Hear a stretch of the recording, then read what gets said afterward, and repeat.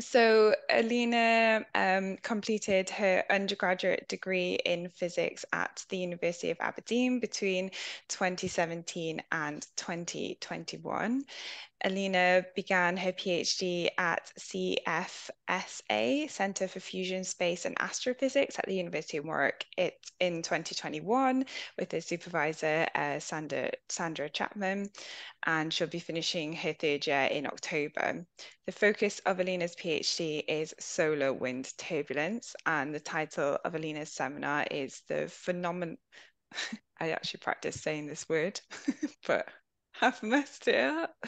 So the title of Alina's seminar is the phenomenology of wave packets and coherent structures across the turbulent cascade in the solar wind as seen by solar orbiter. Okay, so over to you, Alina. Right, thank you for the introduction. That's quite a long title. There's some construction work going on in the background, so I hope it isn't too loud. So yeah, I'm going to be talking about turbulence in the solar wind, and specifically about discriminating the phenomenology of wave packets or oscillatory features and current structures, which are associated with much more sharp changes in a time series across the different ranges of turbulence. Now, why is this sort of an interesting question is that the solar wind is heated, and one of the possible mechanisms is turbulence when it then dissipates at the end of the cascade. And so we'll be looking at discriminating those discontinuities and wave packets in the different scales with a scale-by-scale comparison of two different wavelet decompositions of the Haar and the Daubechies 10 wavelet, which are known to resolve those different features.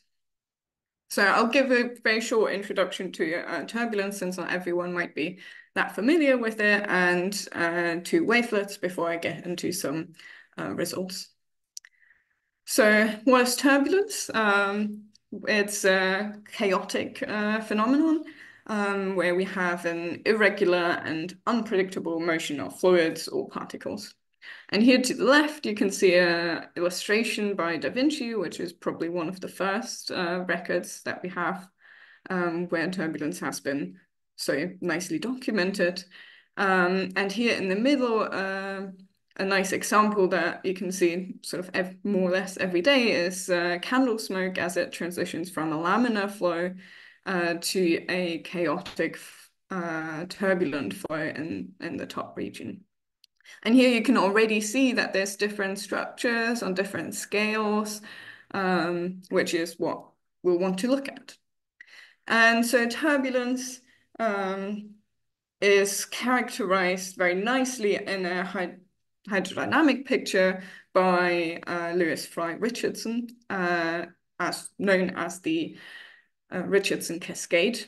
And what we see is that there's large eddy whirls at these large scales, and we have those transfer energy to smaller whirls and those to smaller ones, and so on, until at a very small scale they will dissipate back into the general flow.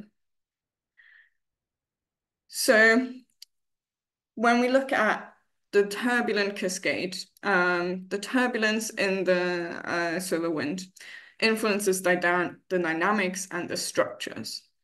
And as mentioned, it's a proposed media heating mechanism.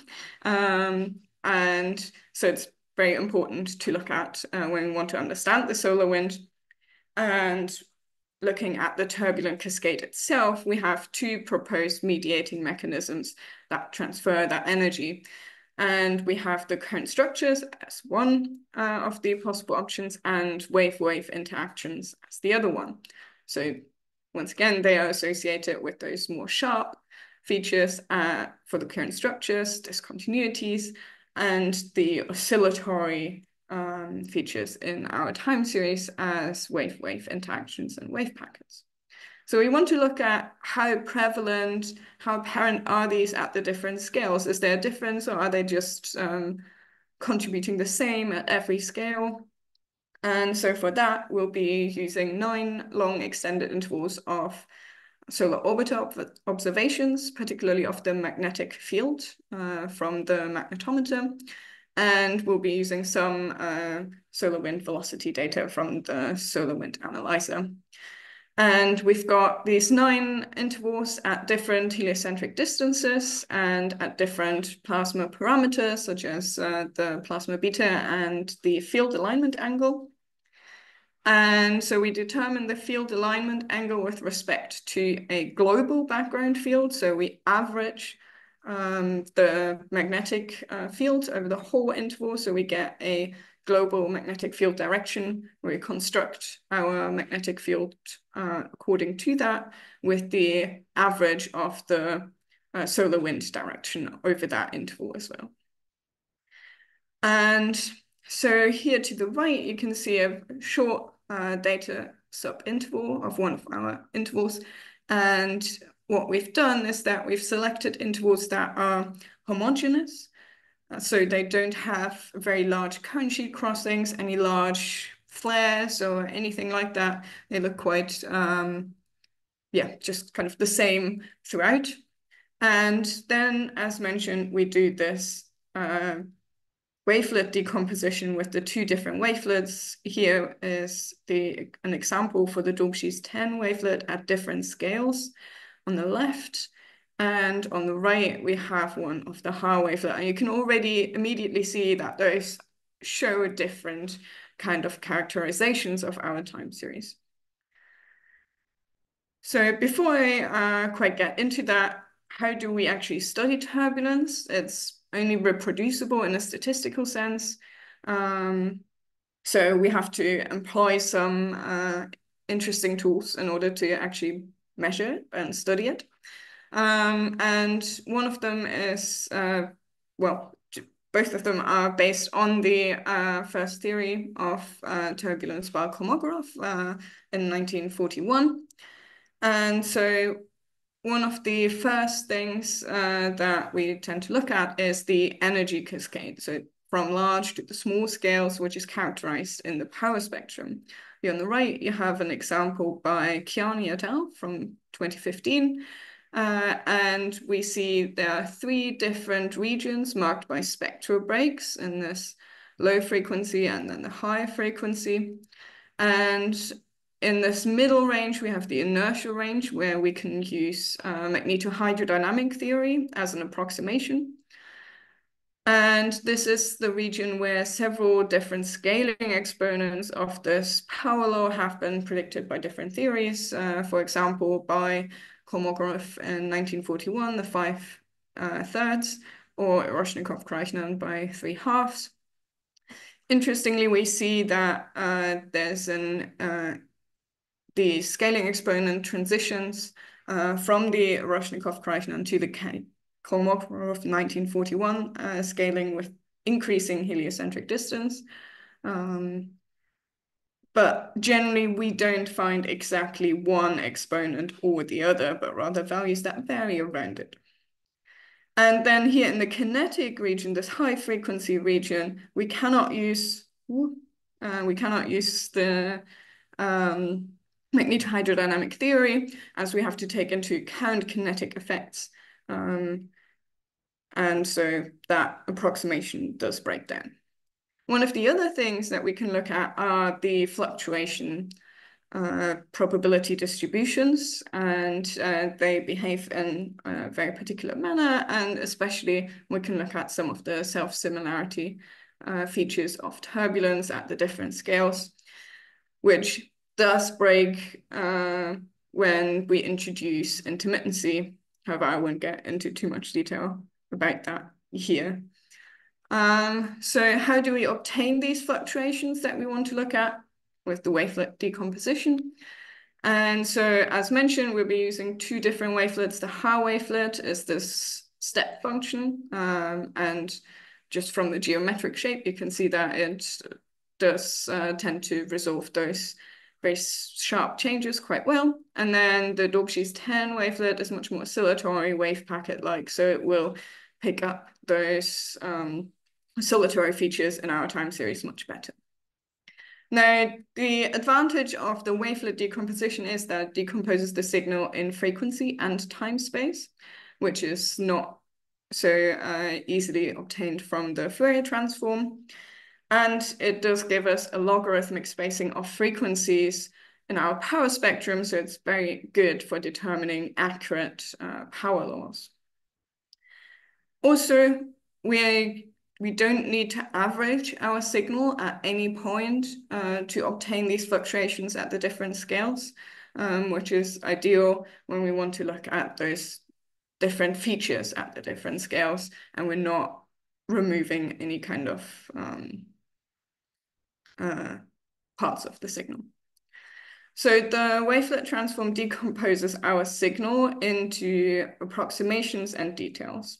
So here on the right, there's a sort of graph of how a wavelet transform works, and we have the signal at the top, and then to the left, we have the first details, which are our fluctuations, basically a running difference of our signal.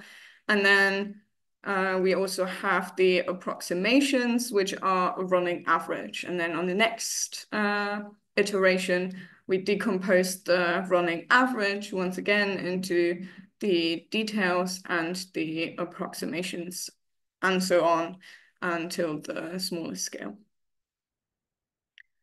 So now we have our fluctuations, we have a power spectrum, and so we can look at the different power spectra for the different magnetic field components here in the top right. And to the left, we have the two perpendicular magnetic field components, which have more power in them than the parallel one.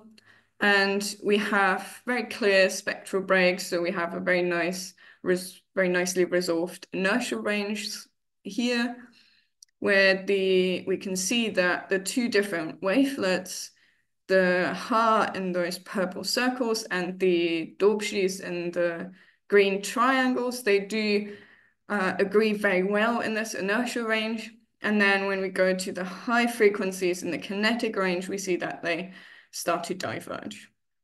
Now, this is due to the fact that the Haar wavelet does not resolve steep exponents that we see in the kinetic range very well, while the Daubechies 10 does. So we cannot really use the Haar wavelet in this range to reliably determine the exponent of the power spectrum. However, we can still use the fluctuations that we obtain from that decomposition.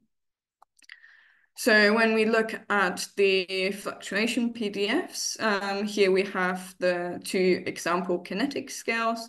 Once again, the Haar in the circles and the Daubechies 10 in the triangles. And on the right, we have the some inertial range scales. And we can already see some differences. We see the expected behavior of those very non-Gaussian distributions with very extended tails in the kinetic range, and then more Gaussian-like distributions in the inertial range. And we already immediately see that in the kinetic range, these two wavelet decompositions, they do not agree very well. Well, in the inertial range, they show very similar distributions. They overlap quite nicely here. And so we know that the Haar wavelet is very sensitive to the sharp changes, which we do expect to be in these tails, in these extended tails. So we already have this indication that the Daubechies 10, as expected, does not resolve those very well, and we have those larger tails in the Haar wavelet, especially in the kinetic range. And we already see that there seems to be a difference between what is very apparent of these features, wave packets or discontinuities in the kinetic range and in the inertial range. There's a clear difference already. So we can look at this in a bit more detail. So this is just a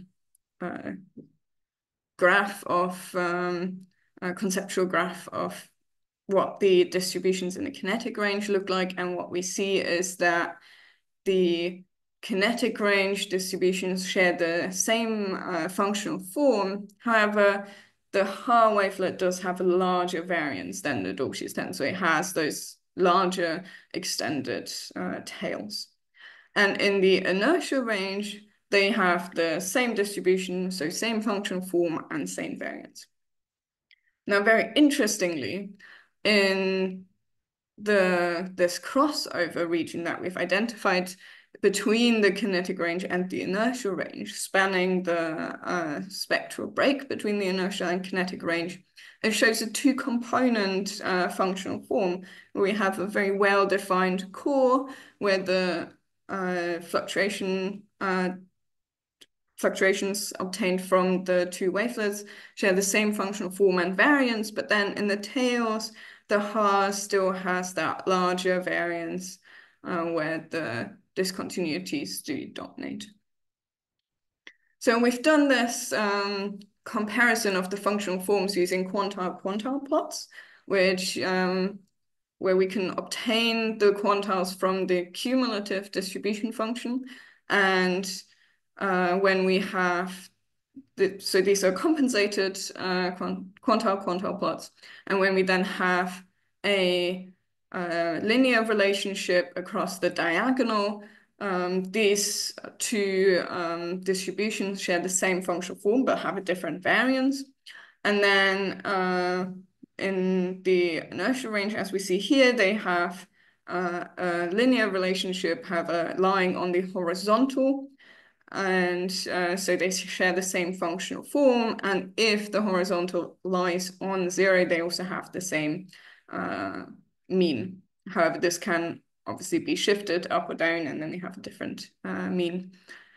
If it's a non-linear relationship, we see that there's a different functional form in both of these distributions. And here, this is an example of the two-component behavior in the crossover, where once again, here in the middle, we have a well-defined core with same functional form and same variance. And then in these tails, we see that they do diverge more onto the sort of diagonal. So the Haar shows a larger variance here. So this is an example with the actual data of the 3 morphologies of our PDFs. Here's a kinetic range example, and here in the quantile plots obtained from these PDFs, we see that this is very much a diagonal relationship. And then in this two-component, we see this very nice core here, and then it goes off into the tails. In the inertial range, we do still see a little bit of tails. However, they converge more and more towards the horizontal line with increasing scale. And we see that the majority of fluctuations do lie in this core of the distributions, while we do not see that in this crossover region. Now we've got all these different intervals, so we can have a look at how exactly this crossover behaves with distance from the sun and different plasma parameters. And so here we have 3 example intervals across these rows. The top one is very close to Earth, and then the bottom one is close to the sun, and we have one in the middle at 0.6 AU. What we can see is that the amount of scales that this crossover behavior covers does decrease with increasing distance from the sun. And when we look at the quantile plots for different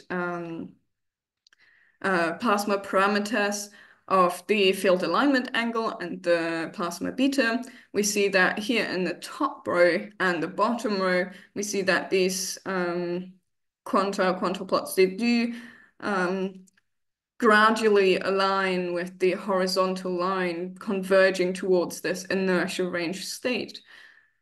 However, in this middle interval, which is at 0.9 AU and has a plasma beta of over 2 and a very large field alignment angle of 160 degrees, we see that there's very interestingly a very abrupt crossover from this kinetic range behavior where we have the quantiles lie on this diagonal line to a two-component behavior for the rest of the scales. So it doesn't even converge towards the horizontal line where both fluctuation PDFs show the same functional form and same variance.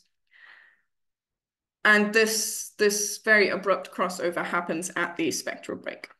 And we have another interval at large plasma beta where we do not see this behavior. So as far as we can determine in this data set, this seems to be associated with the large field alignment angle. However, there are obviously other parameters that we haven't necessarily taken into account in this study. And this is just one interval at very large field alignment angle, so it might just be an outlier. So to summarize our results, we've done a systematic scale-by-scale comparison of two different wavelet decompositions, the Haar and the Daubechies 10, which are known to resolve discontinuities and wave packets respectively. And we've done this comparison based on the heliocentric distance, the plasma beta, the field alignment angle, and the different magnetic field components. And what we found is that in the kinetic range, both decompositions, the fluctuations share the same functional form, while the Haar fluctuations have a larger variance, which is consistent with the phenomenology of coherent structures being more apparent and prevalent in the kinetic range. And then in the inertial range, we find that there's a very well-defined distribution core where both decomposition and fluctuation PDFs coincide, and they share the same functional form, same variance. In the crossover, we then find a two-component functional form with the Haar fluctuations still having a larger amplitude tail, however, the core being of the same functional form and same variance. And this crossover is located around the spectral break scale from the inertial to the kinetic range. And we see that the amount of scales covered by this crossover is reducing with the increasing heliocentric distance. And as mentioned, we see this very interesting behavior of the interval at very large field alignment angle where we have a very abrupt crossover at the spectral break scale. So this all suggests that there are two distinct phenomenologies that mediate the turbulent cascade. We have the wave packets or oscillatory features, which seem to be more apparent in the inertial range, and the coherent structures in the kinetic range. And the coherent structures are also very apparent in the tails of the crossover region.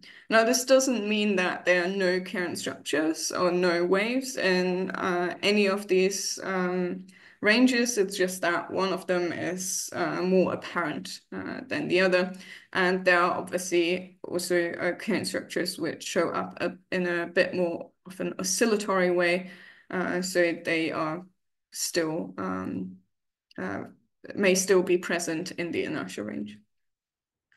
So we know that the turbulence can influence the structure and dynamics of the solar wind, and now we've seen that there are different prevalent mediating mechanisms, the coherent structures and the wave packets in the inertial and kinetic range.